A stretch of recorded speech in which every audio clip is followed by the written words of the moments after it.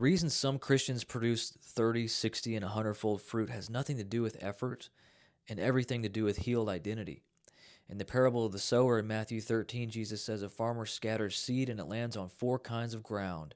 Some falls on the path and the birds eat it, some on rocky soil with no roots, some among thorns that choke it, and some on good soil that produces 30, 60, and 100-fold fruit. This parable is not about who's saved or not. It's about how deeply the message of the kingdom is received in someone's heart. Jesus said the seed is the word of the kingdom. It's the revelation of the kingdom, the Father's love, and the finished work of Jesus. The seed is perfect. The difference is never in the seed. The difference is always in the soil, which is the heart. The seed on the path is the person whose heart hears the message but does not understand it. Jesus doesn't say they rejected him or that they denied him. He simply said they don't understand. A person can believe in Jesus, be saved, and still never understand the message deeply enough to let it transform them. That's why they can be saved but have no fruit. Salvation is belief. Fruitfulness is trust. 30-fold describes the believer whose heart has been through a lot. Old belief systems, fear, people's opinions, and lies of the enemy are still wrapped around the heart. They love God and belong to him, but their soil has many wounds. Fruit grows slowly in places that still need healing.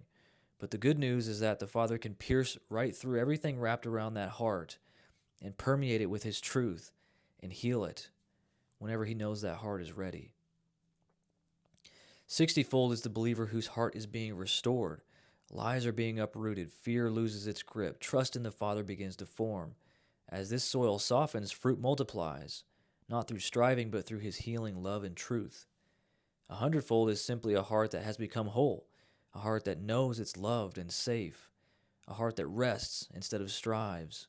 When the soil becomes healthy, fruit becomes full. The only people in this parable who never produce fruit are those where the message never truly enters the heart. But even that doesn't mean they're not saved. Many believers spend their entire lives saved but never fruitful because they never understood the truth well enough to trust the Father. They have belief but not trust. They're his, but they never experience the kingdom life here and now.